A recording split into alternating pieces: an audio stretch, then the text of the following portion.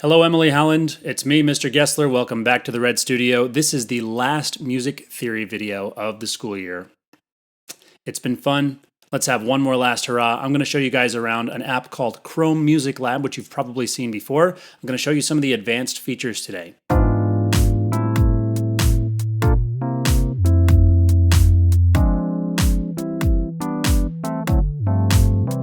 Chrome Music Lab is a lot of fun because you can actually see the music that you're playing. It's kind of like an old player piano, the kind of pianos that played themselves, or like a music box, because you set a bunch of things in the path of a set of notes and they just play whatever crosses their path. In this case, we have a needle that's going to be moving across the screen from left to right, and whatever music notes we put in its way, it's going to play those notes for us.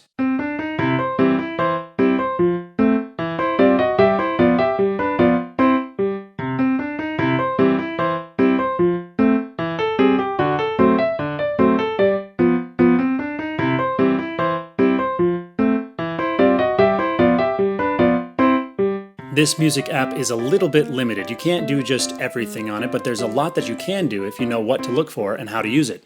For example, tell me if you recognize this song.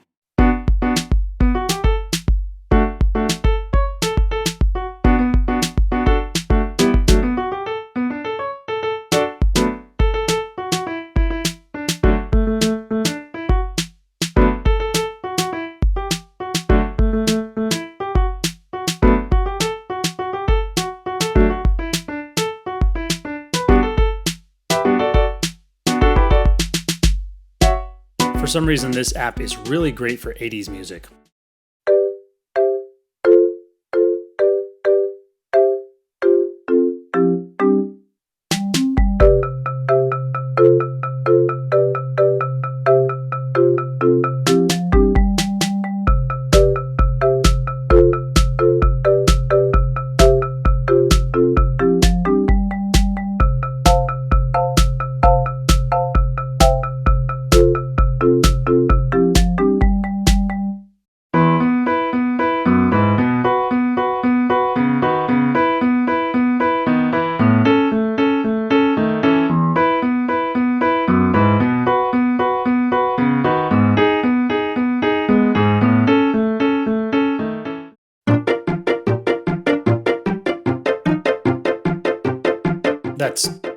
That's not 80s music.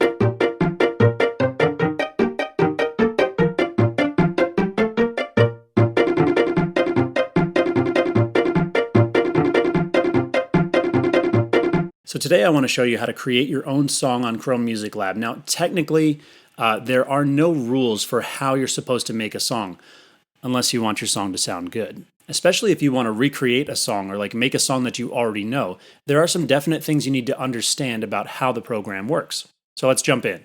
So if you search Chrome Music Lab, it's going to give you 8 different options for things you can use within the app. You want to choose the one that's called Song Maker, and it's going to give you this screen. So I'm going to show you my screen now. What is all this stuff we're looking at? Well, first off, let's change some settings here to make this a little bit easier to understand. I'm going to go down here to the settings button, and I'm going to change here where it says split beats into. I'm going to split beats into one sound on each beat. Notice that we have these alternating light and dark sections. These are your measures, and each project starts with 4 measures. If you look closely inside each one of these measures, though, you'll notice that there are 4 sections in each measure. These are your beats, and right now we're working with 4 beats in each measure. Mr. Gessler, I see like 50 or 60 smaller sections, not just 4. What's that about? Well, yes, there are a lot more sections in here, but we want to think about it like this. When I hit this play button, you're going to see what I'm calling the needle, or sort of a blue flash blob, moves across the screen from left to right, like this. And every time it moves, it plays whatever notes are inside that set of squares. So even though you have a bunch of squares going from top to bottom, they're all played at the exact same time. So moving from left to right, we actually only have 4 sections inside each one of these measures. Look closely and you'll notice there's a thicker blue line going through the middle of the screen. That's to tell us where do is. The higher we go on this page, the higher our pitch is going to be. The lower we go, the lower our pitch is going to be. So if we want to start on do, we're going to put a note right above this middle line.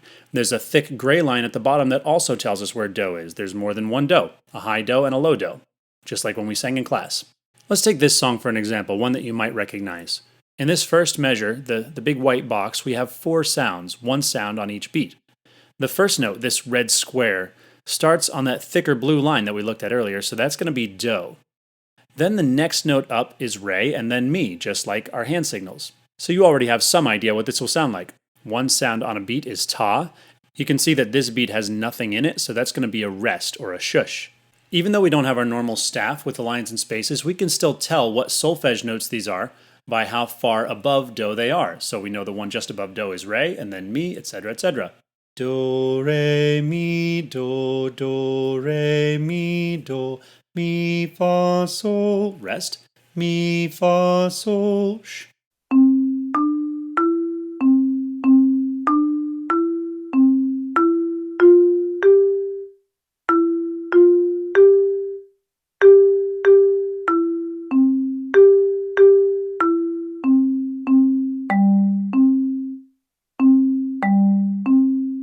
I know some of you are thinking, oh, that's pretty cool. There's something about that song that wasn't correct, but Mr. Gessler's old and I don't want to disrespect him, so I'm not going to say anything. Well, you're right. I'm not old, but you're right that there's something wrong with this song. Right now, the second half goes so, sol, mi, do, when it really should be going sol, la, sol, fa, mi, do. But unfortunately, there's no room for that right now, unless we can manage to put 2 sounds on each beat. So let's go back down here to settings. And I'm going to go to split beats into, I'll change that to 2. Now we have the same music, but there's room to put an extra sound on each beat. Now here's an important thing that might confuse you if I don't explain it. We've just made it possible to add an extra sound on each beat, and on your computer screen it's made all of these notes look shorter, but they're not actually shorter. There is still only 1 sound on each beat. It's going to sound exactly the same. Let's give it a listen.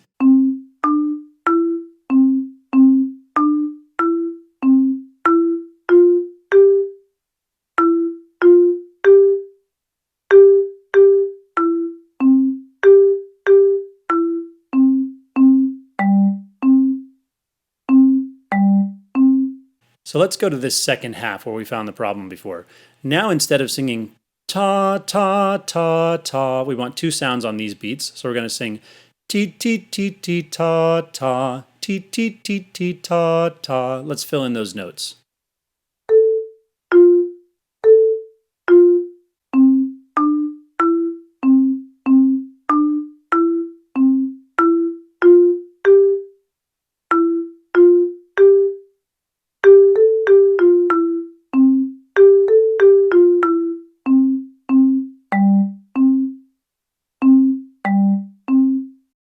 That sounds more like it. Actually, this is a good time to show you a trick for if you want to write a song of your own. I'm going to go up here to the restart button. That's going to erase everything that I've done and let me start from scratch. I'm going to take my mouse and just drag all the way across do and fill in all the do's across the entire screen. This is not going to sound very exciting. Kind of sounds like this.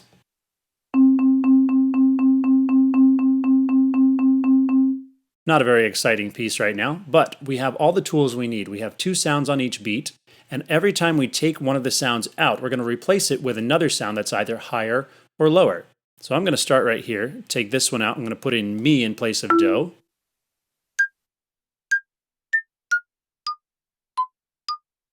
So I'm just going to replace each one of these, but you'll notice that when I hit play, the needle is still going to move across here and only play 1 beat at a time.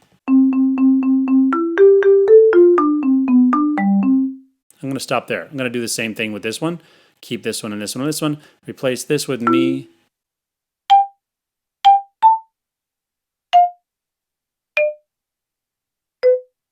And I think I'll take these out and put some lower notes in their place.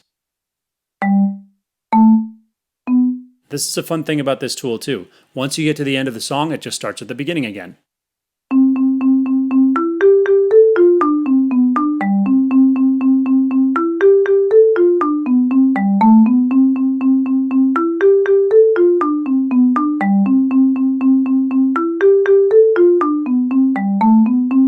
So here's how you can take just a straight line of do and just move things around until you like the melody you come up with. That's what it looks like to have 2 sounds on a beat. And naturally, because of our previous conversations, you probably know we're moving toward 4 sounds on a beat. But you can write a song with 3 sounds on a beat. I'm not going to show you too much about that right now because it'll probably make you un poco loco.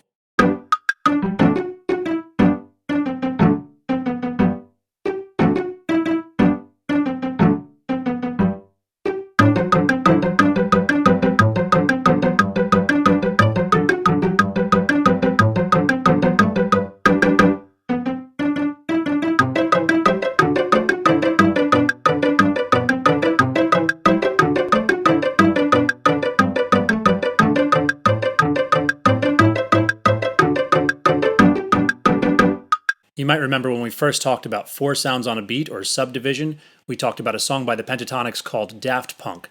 This is what that song would look like in Chrome Music Lab Songmaker.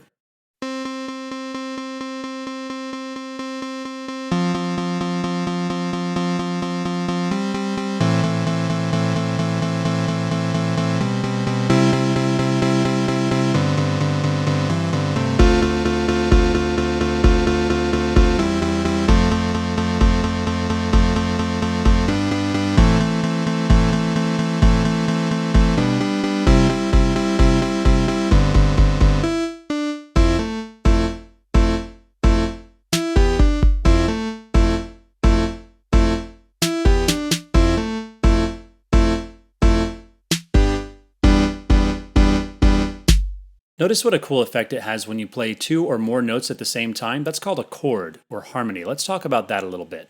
Basically, in this program, a chord is when you start stacking notes on top of each other. Usually, it's going to sound best if you leave a gap between the notes. If I stack them all on top of each other like this, it just makes a loud sound. It's not a very nice sound. Yeah, sounds cool, but it's not really going anywhere. So I'm going to leave a gap between every note. That sounds a little better. This is called a tonic chord, or a 1 chord, but you don't need to worry about that till like high school. It's made up of do, mi, and sol. Very important chord.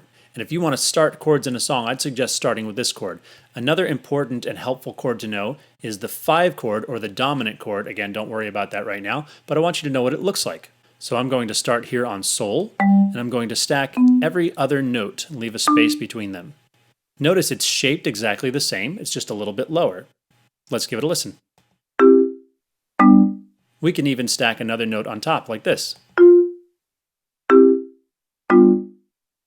And if we throw another tonic chord here at the end, it'll sound complete. Very nice. We can also throw in some bass notes.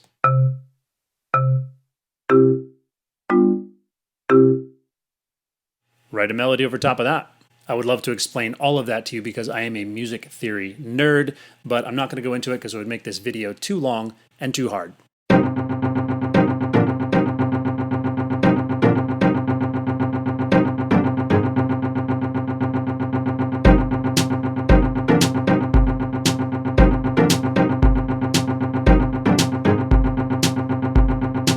Telling you, 80s music, it just works great in this program. Well, like I said, this is the last video I'll be making for this school year. I might still squeeze in a ukulele tutorial if I can, but no promises there. I'll try. I will be around this summer. If anybody wants to get in touch and just say hi, send me an email. If you happen to be playing volleyball with some family and friends and it's like 3-on-4 and you need to even out the teams, just, I'm your man. I love volleyball. Give me a call. Not a call. Send me an email. I don't know. Volleyball players stand 6 feet apart, right? 6th grade, it has been quite a year for you. And I'm going to miss seeing you around when we get back to school. But when we are back to school, just remember I'm only a short walk down the hall. You can come and talk to me anytime you need to. And lastly, it's hard to put anything on the internet this week without acknowledging some of the crazy stuff that's going on in the world. I'll be honest, when I was your age, I liked a little bit of social drama. It was sort of exciting to argue about stuff going on in the world. But most of the time I was just repeating stuff that I heard. I didn't really understand what I was talking about. And if it shocked my friends and made them a little angry, it was even more fun. Yeah, it took a while to learn that I was actually hurting people with my words. So don't do what I did. Don't be too quick to give an opinion about things that are going on. Be slow to speak and slow to anger and quick to listen, especially to people who disagree with you. And then make up your own mind. We're all learning. So while you create projects on Chrome Music Lab, like all through the summer, you can do this on your own time if you want. Please send them to me. I'd love to hear them. I can give you some feedback on them. And I have one more project to play for you on the other side of the outro music.